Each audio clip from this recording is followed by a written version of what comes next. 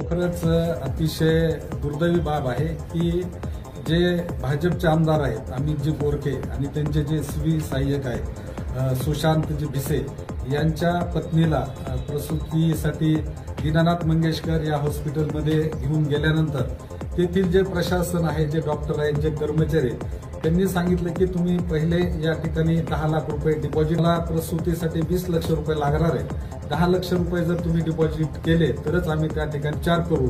अशा पद्धतीचं त्यांनी त्या प्रशासनाने, डॉक्टरनी संबंधित जे मृत्युमुखी जे पडलेले आहेत तनिषा भिसे यांच्या नातेवाईकाला त्यांनी सांगितलं. त्यांचे पती यांनी सीएम ऑफिसमधनं पण त्यांना त्या ठिकाणी फोन केला आणि त्यांना त्या ठिकाणी विनंती केली की आमच्याकडे सध्या 3 लाख रुपये आहेत, तुम्ही ते भरून घ्या आणि उर्वरित पैसे आम्ही नंतर भरतो. अशा पद्धतीचे बरेच त्यांना त्या ठिकाणी विनंती केली. परंतु तेथील जे डॉक्टर आहेत, कर्मचारी आहेत, जे काही प्रशासन आहे त्यांनी पैसा घेतल्याशिवाय आम्ही पेशंट ऍडमिट करणार नाहीत अशा पद्धतीची भूमिका घेतली.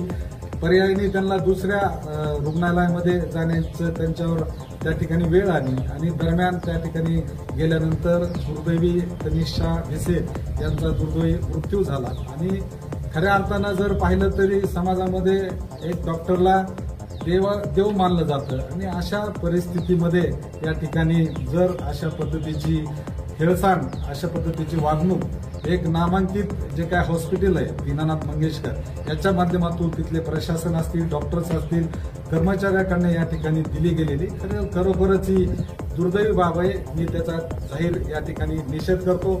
आणि दुसरं आपल्या माध्यमातून या ठिकाणी आवर्जून सांगू इच्छितो की आपल्या भागाच्या ज्या काही आमदार आहेत ते या धर्मदाय जे समिती आहे त्याच्या प्रमुख आहेत आणि त्यांचं त्या ठिकाणी काम होतं की एवढी महाराष्ट्रामध्ये घटना घडल्यानंतर त्याच्याबद्दल काहीतरी संवेदना या ठिकाणी जागरूक ठेवून त्या ठिकाणी बोलणं ही गरज होतं. परंतु त्या ठिकाणी बोललेलं नाहीत कारण त्यांचा त्या ठिकाणी दोष नाही, कारण त्यांना जी काही स्क्रिप्ट दिली जाते त्याच्याप्रमाणेच त्यांचा त्या ठिकाणी कारभार होतो आणि त्या पद्धतीचं ते त्या ठिकाणी काम करत असतात. फक्त गुत्तेदार जगवणं हेच काम लोकप्रतिनिधीचं नसतं.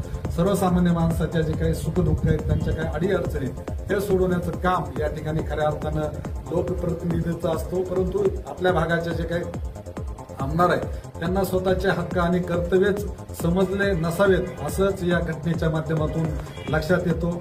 आपल्या माध्यमातून या ठिकाणी शासनाला मी मागणी करतो की महाराष्ट्रामध्ये कुठल्याही हॉस्पिटलमध्ये जर असा इमर्जन्सी रुग्ण आला तर त्याला त्या ठिकाणी तात्काळ ऍडमिट करून त्यांच्यावर योग्य तो उपचार त्यांनी केला पाहिजे. त्याच्याकडे पैसे आहेत नाही आहेत याची तपासणी न करता त्यांना त्या ठिकाणी ऍडमिट करून त्यांच्यावर चांगला योग्य तो उपचार त्या ठिकाणी केला पाहिजे.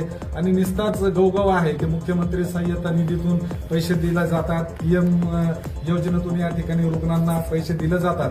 परंतु मी दररोज या ठिकाणी समाजामध्ये फिरत असताना अनेक लोकांच्या त्या ठिकाणी तक्रारी आहेत की आमचा पेशंट त्या ठिकाणी ऍडमिट आहेत, आम्ही 4 लाख रुपये खर्च केले तरी त्या रुग्णांना त्या ठिकाणी रुग्णसेवा मिळत नाही. डॉक्टर सांगतात की उर्वरित पैसे भरल्याशिवाय आम्ही पुढचा उपचार करणार नाही.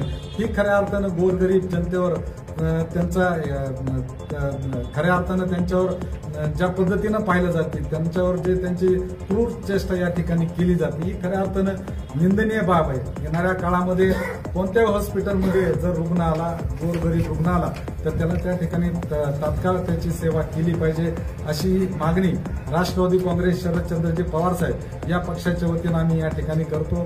पक्ष या ठिकाणी सरकारनं जर आमच्या मागणीची नोंद घेतली नाही तर राष्ट्रवादी काँग्रेस पक्षाच्या वतीनं तीव्र आंदोलन करून त्या ठिकाणी जे पीडित कुटुंब आहेत त्यांना न्याय मिळवून देण्यासाठी आम्ही त्या ठिकाणी रस्त्यावर उतरू असा इशारा आपल्या माध्यमातून देतो.